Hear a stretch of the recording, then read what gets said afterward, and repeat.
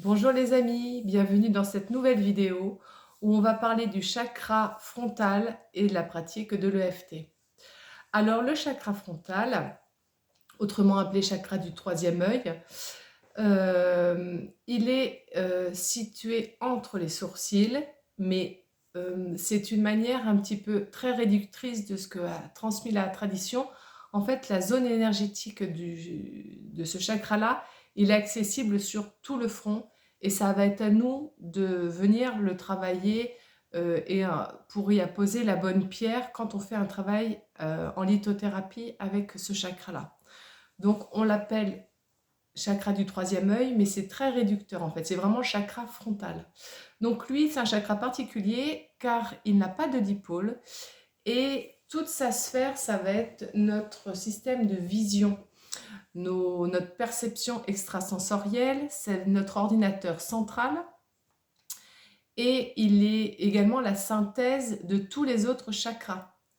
Donc, il est relié à l'hypophyse, la glande pituitaire, à l'hypothalamus et la zone du corps qui lui correspond, ça va bien sûr être les yeux, le front,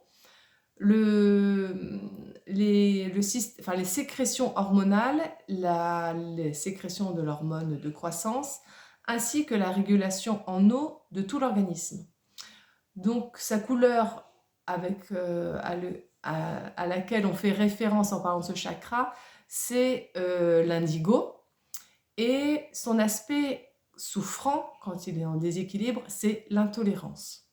Quand on a des personnes qui sont très critiques, qui ont beaucoup de jugement, tout ce qui va être le racisme ou les choses comme ça, c'est vraiment un problème de cette zone-là, en fait. C'est une zone qui n'a pas été travaillée, où il n'y a pas de conscience à ce niveau-là. Et d'un coup, il y a cette intolérance. Voilà. Parce que quand ce chakra, on le travaille, on l'ouvre, on arrive à beaucoup plus d'amour, à beaucoup plus d'unité et à faire beaucoup plus de liens fraternels et être moins dans la division et dans le jugement. Donc un chakra très très important et voilà, comme je vous dis, c'est vraiment notre ordinateur central et il est vraiment la synthèse des autres chakras.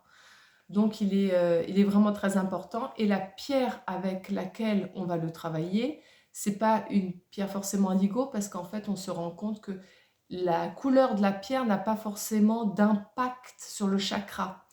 Il y a une couleur de référence pour le chakra, mais par exemple vous avez des pierres de différentes couleurs, une deux serpentines côte à côte, il y en a une qui peut être assez vert prononcé, donc on va se dire bah tiens c'est pour le chakra du cœur, alors qu'elle pourrait être vert très pâle, voire translucide, et pour autant elle a la même action sur les chakras. Et entre nous, la serpentine, on va pas la travailler sur le chakra du cœur, on va la travailler sur un lien d'attachement entre deux personnes. Et elle sera plutôt mise en plus sur le chakra sacré. Donc vous voyez, ça, on peut pas, on peut pas se réduire à la couleur. Ça donne une indication, ça peut être une première piste, ça peut être une première grille de lecture, ça peut être aussi un moyen mémotechnique, mais ça ne fait pas tout. Enfin, concrètement, énergétiquement, sur le corps, il n'y a pas tant de variations que ça en fonction de la couleur. Pardonnez-moi pour le bruit. Le chien, voilà, m'exprime qu'il y a des randonneurs pas loin. Voilà. Donc je reviens à ce chakra qui est très important et à donc, pardon, la pierre, parce que j'étais en train de me perdre, c'est la fluorite. Alors la fluorite, on a de plusieurs couleurs, des bleus, de la verte, de la jaune, de la violette. Mais cette pierre, elle a vraiment une affinité très particulière avec le chakra euh, du troisième œil, le chakra frontal, et notamment elle le sert, enfin en soins en lithothérapie, on s'en sert pour tout ce qui va être attachement psychique, empoisonnement psychique, voilà. Donc elle est vraiment très intéressante et ce chakra, il a vraiment une grande importance. Bien sûr, tous les autres sont très importants aussi, mais aujourd'hui je m'axe vraiment sur le chakra du troisième œil, chakra frontal.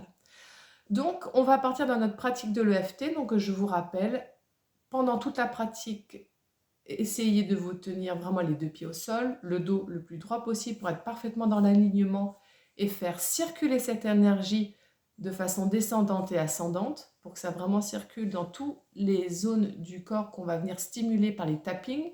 Je rappelle que les tappings ne sont pas des points au hasard, ce sont la porte d'entrée et de sortie des méridiens que vous pouvez travailler en Qigong ou avec un praticien en acupuncture. Après la pratique, alors tout le long de la pratique, pensez à bien respirer. Il y a des affirmations qui peuvent être plus lourdes à exprimer.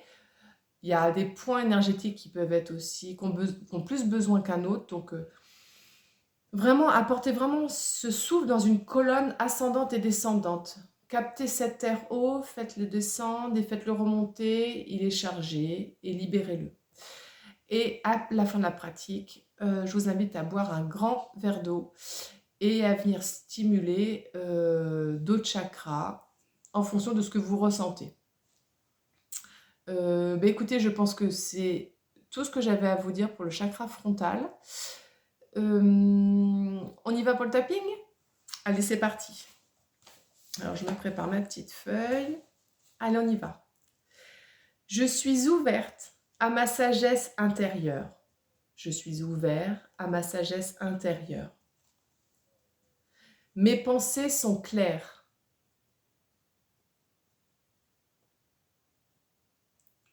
Je suis aligné avec mon moi authentique. Je suis un observateur présent dans ma vie. Je suis en phase avec mon guide intérieur. Je fais confiance à mon intuition.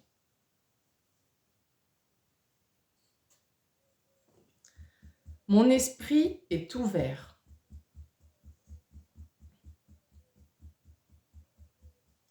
Je compte sur mon sixième sens pour faire le bon choix. Pour faire les bons choix. Tout ce que je cherche dans la vie, je peux le trouver en moi. Mon imagination est vaste et illimitée. J'ai un accès illimité à mon système de guidage intérieur.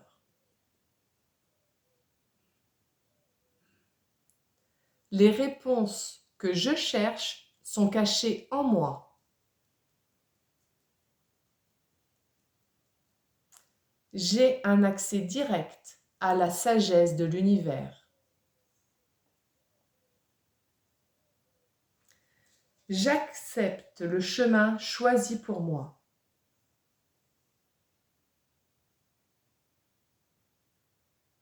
Je crée consciemment ma réalité. Mes réalités. Je suis ouverte au message de l'univers. Je suis ouvert au message de l'univers. Mettez dans le genre, vous spécifiez pour vous. Mon intuition est le meilleur de mes guides.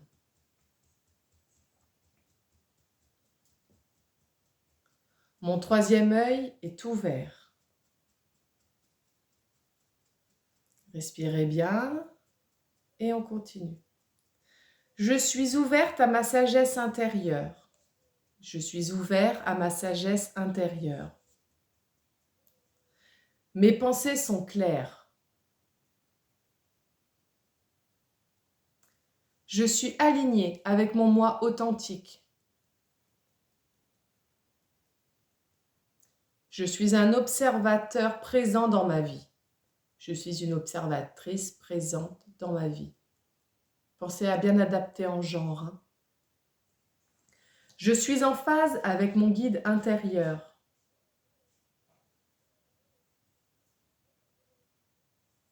Je fais confiance à mon intuition.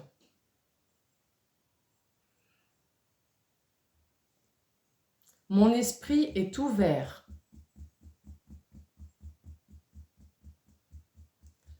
Je compte sur mon sixième sens pour faire les bons choix.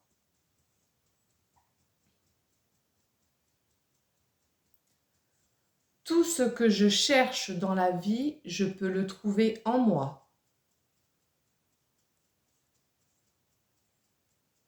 Mon imagination est vaste et illimitée. Pensez à bien maintenir votre dos droit et à bien respirer votre colonne d'air. J'ai un accès direct à la sagesse de l'univers.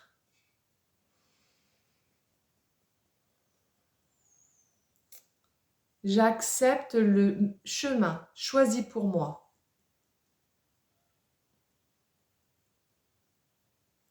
Je crée consciemment mes réalités. Je suis ouverte, je suis ouvert au message de l'univers.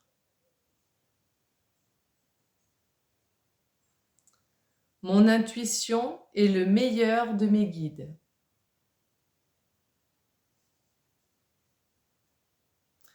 Mon troisième œil est ouvert.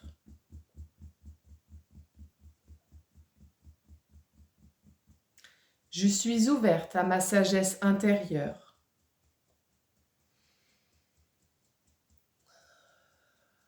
Mes pensées sont claires. Pensez à bien respirer et à refaire la séance autant de fois que vous en avez besoin. Le matin, le soir, si vous avez des maux de tête, ça peut être important vraiment de vous libérer la tête de toutes ces pensées. Donc le tapping est vraiment une porte, une facilité en toute autonomie pour venir vraiment libérer tout ce qui vous encombre là maintenant dans votre corps physique, dans votre champ énergétique, de revenir vraiment à cette bulle.